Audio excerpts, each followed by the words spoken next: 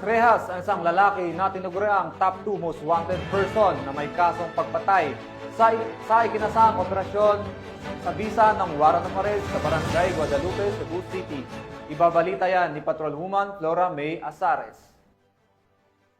Himas ang lalaking top 2 most wanted person na may kasong murder matapos maaresto ng kapulisan ng Cebu City sa Dumala 111 Barangay 75A Matina Aplaya, Davao City noong ika-25 ng Hunyo taong kasulukuyan. Kinilala ni Police Colonel Enrico E. Figueroa, City Director ng Cebu City Police Office, ang suspect na si Eric, 49 anyos, at residente ng sitio Ratola, Barangay Guadalupe, Cebu City. Ayon sa ulat ng motoridad, bandang alas 3:50 ng hapon nang maaresto ng kapulisan ng suspect sa bisa ng warrant of arrest para sa kasong murder na inisyu ni Honorable Anacleto B. Dibaculos, presiding judge ng RTC Branch 17 Cebu City, na walang rekomendadong piyansa.